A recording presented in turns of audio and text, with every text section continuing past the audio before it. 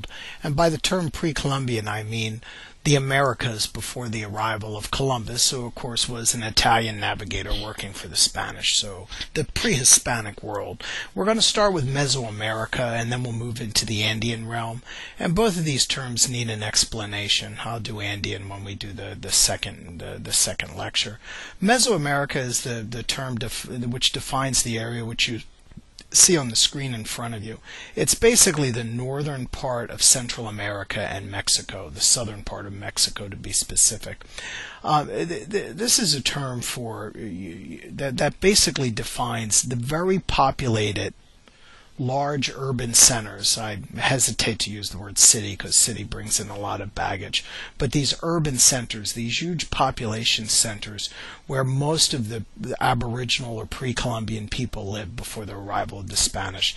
That's not to say that northern Mexico and the southern part of Central America, Costa Rica, Panama, that area, didn't have Aboriginal people, didn't have people living there before the arrival. It's just that archaeologists don't study those areas as much, which might be a fault for archaeologists and anthropologists. They tend to center on the places that had the big population centers, the Aztecs or the Mexica or the Maya area or the Olmec area. That's where the focus is, so that's what's mostly studied.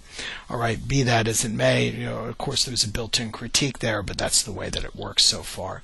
So Mesoamerica is what we're going to talk about today. As I said, the Andean world just basically refers to the area of northwestern South America, in particular the area defined by the Andes Mountains range, which runs roughly from Colombia, all the way down until it hits Chile and goes into the southern area of Patagonia and Argentina also. But the Andean world also refers to, it's specifically the epicenter is Peru, because Peru has most of the large civilizations, these population centers. The Peru, the Inca capital of Cusco is in Peru. A lot of these large early settlements along the coast. So the Andean world can also refer to the coastal part of western South America, not only the mountains but the coast, and a little bit going into the jungle. All right. Now, I know it's a bad term, but it's the way it's created. So anyhow, that's enough of an explanation. If I had to say, is there one gift that the pre-Columbian people gave to the old world, the new world people gave to the old world, it would be food stuff. I mean, if the pre-Columbian people had patents on some of the foods that are given over to the old world, then every man, woman, and child in Latin America would be incredibly wealthy. If you just think of the profit from corn, from potatoes, from chocolate, from hot pepper, all these things were not indigenous, to the old world. There was no hot pepper in Chinese cooking before the arrival of the Spanish of America. There was no paprika in Hungarian goulash. There was no or chicken paprikash. There was no chocolate in Belgium. I mean, can you imagine these things? So all this is a gift. And of course, I'm showing you an image of maize or corn, or as they call it in Peru, choclos. Potatoes, again, potatoes are an incredible crop. Peru has, that's where the potato supposedly originated. Peru has over 400 types of potatoes that are still cultivated today. I like to say 99% of them don't taste very good. Potatoes are a tuber. They're a crop which grows typically in high mountain soils where nothing else can really thrive, but potatoes can. When the potatoes came back to Europe, they were basically used in areas, like Poland or Ireland, in soils that were not very good. And they were planted extensively to feed the masses, to feed these workers, in the as you go into the Baroque and into the early industrial era. For instance, when you think why there was an Irish potato famine, it was inevitable. You take a crop that's not indigenous to the country and you plant it all throughout an area. All you need is one little bug, to come in, one microbe, one thing, and it'll wipe out entire crops. So that was sort of an accident waiting to happen. All that being said, again, potatoes just for the fact that they're planted so much, and French fries, etc. Can imagine the world without them. Chocolate, as you could see here, this Maya lord is looking over a vat of chocolate that's cooking. You know, the chocolate's on the tamales below here. We know it's Maya because of the calligraphy. The Maya had a written language. But chocolate in its original form, the way it's imagined, is first brewed as a beer, as a mild beer by the Maya. So can you imagine anything more wonderful in the world than chocolate beer? Absolutely incredible. But anyhow, that's supposedly the first form. It's not until it comes over to Europe that sugar's added and becomes a thing for dessert. And then it's not until after years later that milk is added to it to make milk chocolate bars that we're so used to. So anyhow, that's the great gift to the world of Mesoamerica. What I'm going to do in this map is, I'll refer back to this map to break up the different areas. But the first area we're going to talk about is the Olmec, the lowlands of Veracruz, and we're going about 3,000 years ago, so well before the arrival of the Spanish. Of course, the most enigmatic things that we get from the Olmec are these 18 or so large heads, these colossal heads with very naturalistic features. Well, one would think that they're individuals. As you can see, here's a person standing next to them. They range in size from almost like 10 feet tall to 6 feet tall. Large heads with this gear. Here you can see some dimensions on all, and as you could tell, they seem like portraiture. They seem like they're individuals staring out at us through time. Monument 1, Olmec colossal head, dated to 900 BCE, La Venta. Here it is. The thing that's intrigued people for so long is, who are they? What's this gear that they're wearing? Why were they important? And they've been imagined as rulers. They've been imagined as a number of other things. They all had to be dug up, and it seemed that they, had some sort of, they were defaced before they were buried. A lot of them have nicks, taken out of the stone on the front. It seems like they were defaced. From the writings of I guess a type of historian, von Daniken, it came the idea that they might be extraterrestrials, that they might be wearing space helmets and that sort of thing. I mean, if you look at the features. But what we think they are now is they're ball players. The Mesoamerican ball game is ubiquitous in that area of southern Mexico and northern Central America. The ball game is everywhere, and it's everywhere at the earliest dates. Rubber comes from this area, so the balls were made out of rubber. Some of them were solid, some of them were hollow. Some of them would have a human head on the on the interior of the ball. So the ball game reigned. As of this date, there's been more than 1,500 ball courts that have been excavated in the Mesoamerican world, and there's likely probably 2,000 or more. So it's a game that was played, and what we actually think is that these Olmec heads are ball players. They are individuals who participated in this sport. The headgear that they're wearing is to protect their head from this heavy rubber ball, hitting them. In the Olmec area, there's basically two large archaeological sites, and if we go back to our map, I'll show you where they are. You have San Lorenzo and La Venta. So the first one we'll take a look at is La Venta.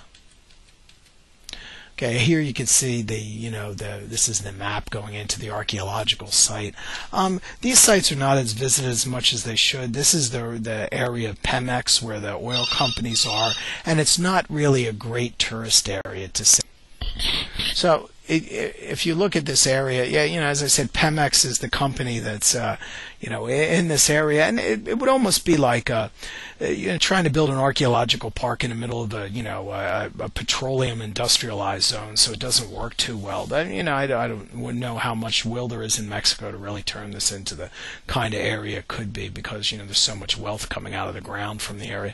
But the entire complex centers around a large pyramid. Now, this is not a pyramid that you imagine at Giza. It's more or less people transforming the landscape to imitate the sacred world. So what they're doing is just pushing up the earth to create a mountain, a mountain. Here you can see Pyramid C is just, basically a man-made earthen volcano with a central platform in front where people can mill around and watch an event. This idea of sacred landscape, imitating the landscape, is an ancient one in Mesoamerica. The image that you see now is Machu Picchu, where there's a little rock alcove which imitates the mountain, which almost looks like you could touch it, but it's well off in the distance. So this sort of thing is something that you'll see again and again in Mesoamerica and in the Andes. Altar for La Venta is very, very famous, and what you'll see is typically an Olmec. The Olmec individuals are powerful. They have these powerful muscularity to them. If you could tell, even with the Olmec heads, these men, and all the image we have is male. These men seem to have these powerful features. And what you have is an individual sitting in what looks like a cave with a god's head with a giant maw above him. Around the side, what you have is the individual's holding a rope, and the rope is connected to a person. This could signify that perhaps the individual is showing is someone who's going to proceed this individual. It's someone who's an heir, maybe a parent, but it could also be a captured prisoner, which there's lots of images like that in Mesoamerica. Of course, the next area that we're going to look at is Teotihuacan, this great city, that's on the the northeastern area of the Valley of Mexico, of the Basin of Mexico. Remember, the Valley of Mexico, where Mexico City is, an ancient center. Civilization goes back there at least 5,000 years. And, before the arrival of the Spanish, there was a huge shallow lake there, which had irrigation agriculture, which you talked about a little bit earlier, which sustained the people. So anyhow, the Valley of Mexico is very important. Teotihuacan is a classical era site. The classical era is defined by roughly the year 300 AD or CE to about 800 AD or CE. During this time, which is basically the fall of Rome, medieval in Europe, Mesoamerica had civilizations that just were on a colossal scale compared to what was going on in the Western world at the time. The city of Teotihuacan, looking down the Avenue of the Dead, towards the Pyramid of the Sun, was a city that was 250,000 people or more, so absolutely on a huge scale. Important to keep in mind that the Avenue of the Dead, the Pyramid of the Sun, are names that get applied later to this site. What the name or who the pyramid was dedicated to or the avenue, we don't really know.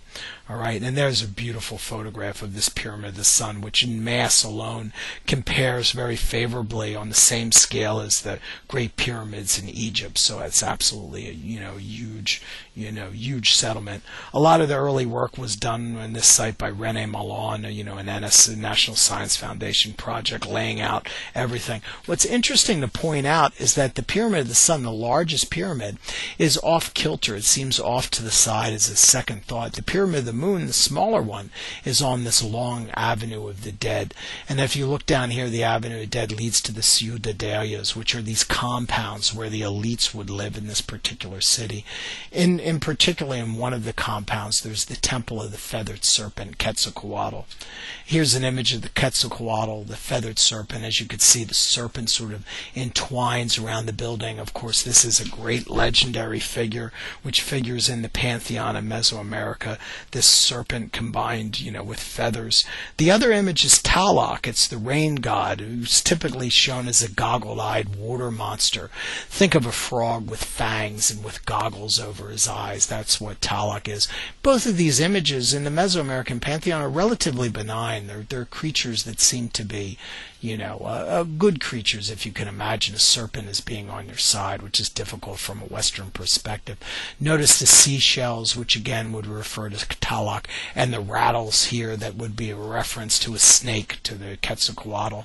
In the ciudadelas themselves, there's some beautiful mural paintings. These mural paintings at Teotihuacan were some of the original inspiration for artists like Diego Rivera.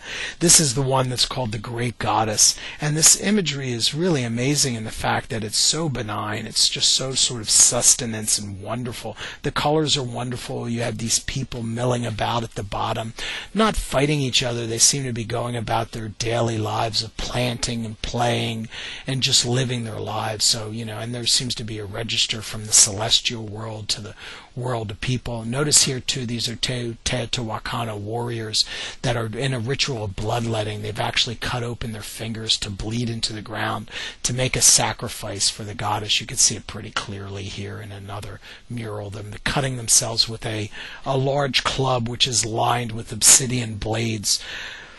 The theory is that the major business that drove Teotihuacan was the manufacturing, or how could I put it, the making of obsidian. Obsidian is volcanic glass, and it can be made into edges which are incredibly good for cutting. So because of the location of Teotihuacan towards large obsidian deposits, they were able to nap the glass and fashion it, and it was a major product from this particular culture. There's also other images, the more enigmatic, the transparent image of a jaguar seem to be drinking some sort of wine. But Teotihuacan, a fantastic center. The next site we're going to go to is in ancient Oaxaca, the site of Monte Alban, right outside of the city of Oaxaca. Beautiful acropolis looking down into the valley with a number of magnificent monumental architecture, architectural monuments. Here we can see the ball court at Monte Alban, a ball court on a small scale. Important to remember that, I'll show you larger ones later, but it's important to remember that these are not bleachers. This was actually, an area to keep the ball in play. So imagine it's almost like a wall in a indoor tennis court, something like that. And what you would have is you'd have a ring typically placed somewhere right up here that the players would have to use their hands and their hips and their feet, or not their hands, they would use their hips, their feet and their knees and their elbows to try to shoot it through a hoop. Imagine the games would be very low scoring, let's put it that way. At Monte Alban, there were a number of images called danzantes. The original archaeologists imagined them as dancers. I guess what they missed was the intestines popping out on this particular individual, because nowadays we know what they are. They're actually sacrificial prisoners. If there's one thing that I can stress in the pre-Columbian world, you don't want to be taken prisoner, because typically if you're taken prisoner, it's not going to end well. I don't care if you're in the Andes or Mesoamerica. Prisoners are fair game and typically tortured and executed, and that's what the danzantes figure shows in this particular individual. Of course, the Maya world, the Maya populate this area, which is the Petan rainforest, the second largest rainforest in the Western world. Of course, the Amazon is the first, so the Petan is much smaller. But it's a huge rainforest going from Mexico into Guatemala, and of course the highlands too of Guatemala going into El Salvador, and also the Yucatan. In this area, there's 20 or so, dialects of Maya still spoken. I like to think that if the world ended tomorrow, the Maya would be happily going out their business, ignoring everyone else. They seem to have this ancient tradition. This longest running calendar dates back to 3114 BCE.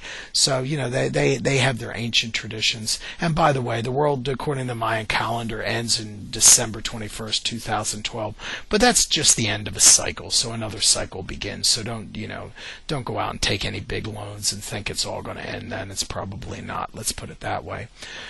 To see how the islands, or the Maya, constructed their cities, you can take a look at these beautiful drawings done by a Harvard archaeologist, Tatiana Proskoryakov, of Huashactún, Guatemala, structure AV. And in the initial stages, you have three small buildings looking at each other over a platform. As you move through time, more additions are made so that you have four, and the platform itself seems to be more sequestered, until finally a sort of a palace complex seals off the one end. Then it gets more elaborated. So you can see Maya architecture is like layers of an onion. It gets built upon and built upon and built upon. Of course, one of the most famous Maya cities is the city of Tikal in Guatemala. George Lucas used this as the rebel center in the original Star Wars. If you remember, at the end of the film, they're in the jungle, but these huge pyramids peek out of the jungle, an amazing sight. Temple 1, a very vertical and beautiful pyramid in this place. They say that Tikal is like the New York of the Maya world, and that it's so vertical with so many of these pyramids. You can see the central Acropolis here.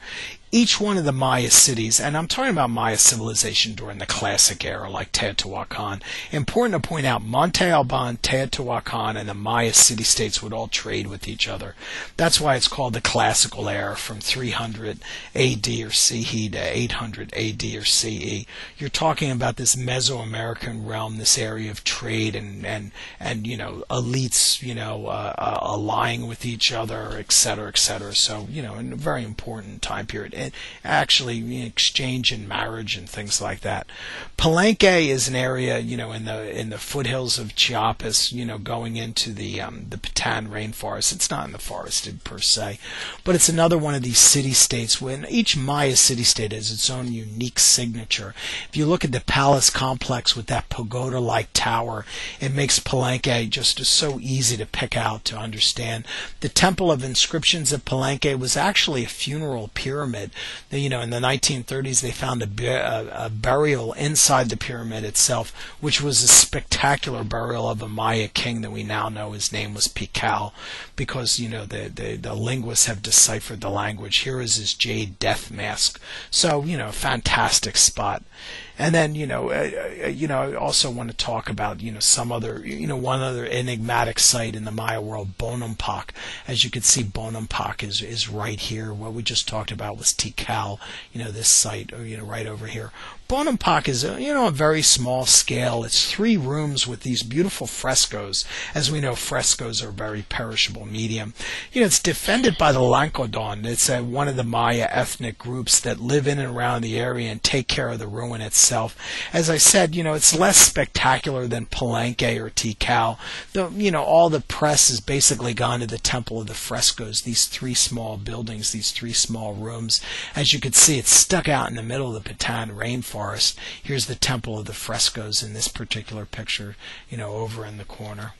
And then what's inside? Well, you have 3 rooms. And, in the first room, there's a ceremony. In the second room, there's a conflict and war, which results in prisoners being captured. Again, don't get captured prisoner in Mesoamerica or the Andes. Here the prisoners are being stripped and tortured.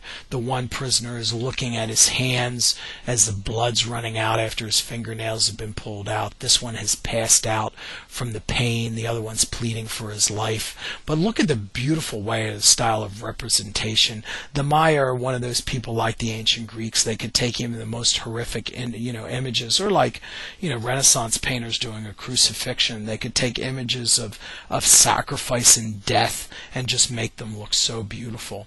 So, here's room 3. It finally ends after the prisoners are sacrificed with a beautiful ceremony. This is computer enhanced. The frescoes themselves are in very bad condition. This is what they look like without any kind of computer enhancement. And unfortunately, these frescoes are destined to chip away and fall to pieces. The Lancodon, and rightly so, don't want these, murals taken away. It's part of their heritage, their legacy. But one would hope that some sort of project in the future would endeavor to save them. As you can see here, this battle scene is absolutely amazing. Again, this is digitally enhanced. Absolutely, fantastic image. One of the later sites, it's not really per se a Maya site, is Chichen Itza. Chichen Itza is a site that, when a Western Mexican people actually come across the Gulf of Mexico, they conquer the Yucatan. And they wind up incorporating Mayan artists into their, construction of their city. So, the temple, the central pyramid, the Castillo, which is known at, it's more likely the Temple of Kukulkan. That's the Maya name for Quetzalcoatl. And Quetzalcoatl was the mystical founder of the city of Tula, this Western Mexican people. He was their great benefactor. Chichen Itza is also famous for having this gigantic ball court, the largest ball court in Mesoamerica, whereas the other court in Monte Alban might have 2 players against 2 players. One would imagine the great ball court at Chichen Itza having X number of players, 10, 20, playing against another great great group. So it's truly an amazing site. Archaeologists have identified, several courts, but the Great Ball Court at 150 meters is by far the most impressive. It's the largest ball court, and here's a nice drawing of it. I also wanted to mention, if you ever get to go to the Maya homeland, you get to go to the area of Chiapas, southern Mexico, northern Central America. In the city of San Cristobal de las Casas, if you take about an hour journey outside the city, you can go into this Catholic church at San Juan Chamula, which is still watched over by the Maya elders in the village itself. What's happening is they're practicing a type of religion which is syncretic. It combines Maya traditions with Catholic traditions in very, very interesting manners. Anthropologists love looking at places like this to see actually a living and growing thing, combining these different aspects of the religion. When I went there were actually, the altar was covered with cloth, and it seems that some of the side areas, like where John the Baptist were more important. Of course, there was a Maya shaman in there, who was, practicing his craft, and the Bishop of Chiapas goes in once a month to do his sort of ritual things. Caxcala is an area, out near Puebla, not inside the Valley of Mexico itself, but I'm bringing this up because there's a number of beautiful murals, in this site. And again, it's showing, some examples of sacrifice and also of warfare. You can see a beautiful jaguar knight here, but, one of the most magnificent is the beautiful turquoise and red colors in the battle mural of these jaguar knights fighting the eagle knights. Truly spectacular area, not seen as much as it should be. And then finally, of course, the great Mesoamerican area, which is Tenochtitlan, this floating city that the Spanish came in and were in awe of before they destroyed it. Here you can see, the only authentic map from the conquest area published in Nuremberg, showing this beautiful floating city floating out on these huge shallow lakes, which get drained off later. Causeways and temple precinct are shown very accurately. But if you go to Mexico City and you go into the palace, you can see Diego Rivera's wonderful mural of the city of Tenochtitlan floating with Popocatépetl and Ixtacatl off in the distance. So it's absolutely, a beautiful mural. Notice the temple precinct. This was the major area with the twin temple. Notice the blood coming down. Diego Rivera is incredibly historically accurate in this. The twin temple to the Aztec patron god Huitzilopochtli, and again the god of rain Tlaloc. So that's who the temple was commemorated. This is a more austere National Geographic version of the same temple precinct. And the temple precinct itself is right in the Zocalo, right in the center of Mexico City, where the absolute heart of the city is today. I love the image on the right because it superimposes the temple on top of Mexico City where it would actually sit. The temple was, of course, turned down, and all the bricks and mortar were used to build the beautiful Baroque cathedral right here in the center of the city. So this would be the area where the temple originally was. When they started to do the project for the subway in the beginning part of the 20th century, they started digging down and they started to unearth some of these incredible Aztec images like Coyolxauhqui, this large disc, and also Coatlique. So, there's a little bit of a myth in here. Coatlique is the mother goddess, and she becomes pregnant one day sweeping up in the temple by a ball of down, a down feather. Down feathers, typically feathers are references to warriors. And when she becomes pregnant, her daughter, who's the goddess of the moon, becomes very scared, and she gets the 400 or so siblings, her brothers and sisters together, and they decide to kill mom. They decide to do a preemptive strike and cut off her head so she won't give birth to the god who's inside her. But she gives birth to, and the cutting off of the head is symbolized by the serpents of blood coming out of the head, typical convention in Mesoamerica. So the god becomes born anyhow. That's Huitzilopochtli. He comes out fully armed and in a really bad mood, avenging his mother. So he takes his sister and cuts her to pieces. That's the reason Coyolxauhqui again is naked, cut to pieces. Notice her arms and legs are cut off, her head's cut off, and he destroys her and the 400 siblings. Typically the story is seen as the sun coming up. Huitzilopochtli represents the sun destroying the moon, which is the night, and the stars. And this is the Aztec way of making the world go round. This giant disk of Coyolxauhqui was actually placed at the base of the pyramid, so when a sacrifice was made, when a victim was thrown down the steps, it would land on top of this image of Coyolxauhqui, enforcing the fact that for the night to be destroyed, for the day to come up, you needed to have a sacrifice of blood. At least that's the way the mythology goes. And then finally, the arrival of the conquistadors, Cortez, and of course that turns the entire world upside down. Most of the tradition and the symbols left from the pre-Columbian era, are practiced in the Zocalo and ceremonies and seen in the museums of the time. For instance, though, great treasures, great pre-Columbian treasures like the great Quetzal feathered headdress is in Germany. Again, this ideas of repatriation of things being taken out of the country. This is where feathers are some of the most expensive pre-Columbian works.